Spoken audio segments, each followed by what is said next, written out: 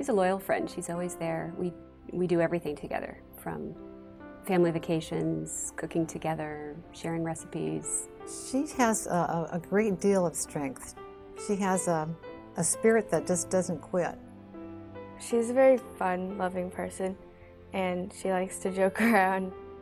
She's just really kind and caring and fun-loving and knows how to have a good time. She's a very balanced, well-rounded person, and she's an amazing mom. She put all into raising us.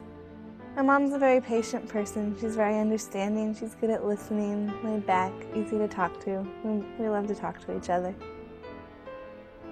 I was first diagnosed with LAM about 8.5 years ago, and my daughter Lauren was 2.5 and Marisa was 5. I was diagnosed with LAM on Valentine's Day, February 14, 2002. I was first diagnosed in the early part of 1993, and it was very scary. You know, I had a 4.5-year-old daughter.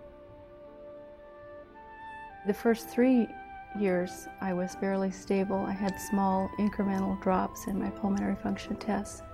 During the latter part of that 3rd year, I had a real big drop. My breathing was getting more and more difficult.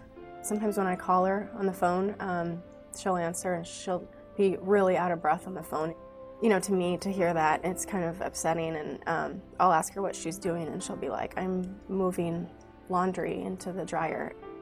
I do have to wear oxygen for exercise, even if I'm coming to the city to visit my daughters. I walk really briskly, either outside or on my treadmill, but I'm not able to run anymore.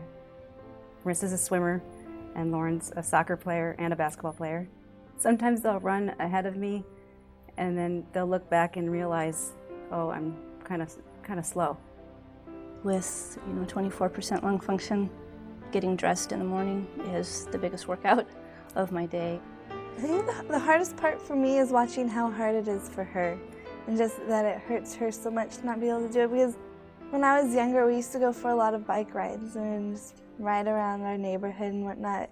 That's not possible anymore. I think about how scary it is to think that I could keep declining and get to the point where I'm not able to breathe and I have to be on oxygen and I have to consider a lung transplant, and try not to think about it. We just spend so much wonderful times together. It's really hard for me to fathom not having my friend in my future. It's kind of hard having a mom with a disease because you're worried. My girls are so loving towards me, and I think partially that's because they know their time with me could be limited. You know, I try to put a positive spin on everything because that's the kind of person I am. You know, I just tell them all the good things that we're doing to try to solve this, and that, there is hope. I'm 26 and I'm not married and I don't have a family yet, and those are some of the milestones that every daughter wants their mom there for. So the hardest part for me is just thinking about my future and just hoping and praying that she'll be there. I wonder if I'll be alive to see my daughters marry and have grandkids. Something I look forward to, and I just wonder if that's, if I'm going to be here.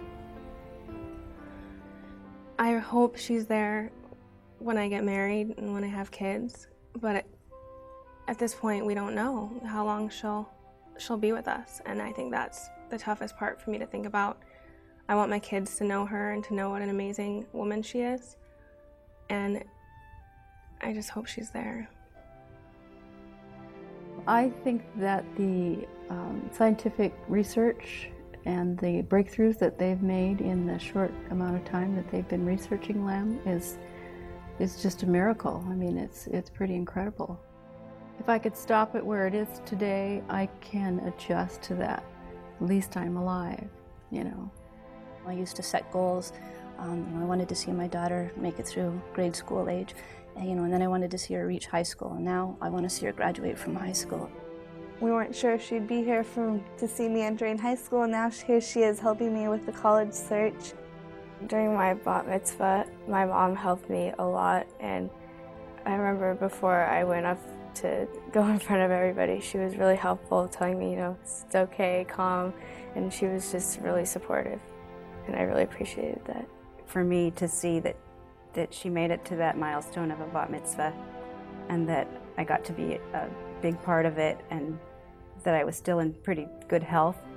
The LAM Foundation itself has given us so much hope that she could still be here to see me graduate and help me with the higher things in life as I get older. Seeing what went on at the auction in Seattle, that was the first little ray of hope that I felt. I just feel like I am the luckiest person in the world to have the kind of support that I have from this community. It's been like a village. It's been our family and now our friends and the community. They've just been nonstop about being so generous and helping us get to this goal.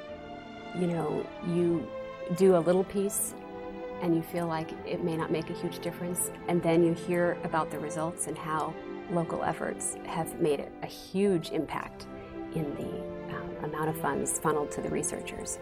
I realized that the only way to beat this thing, the only way to find a cure is to have the funds to give to the scientists, and hopefully we can find a cure.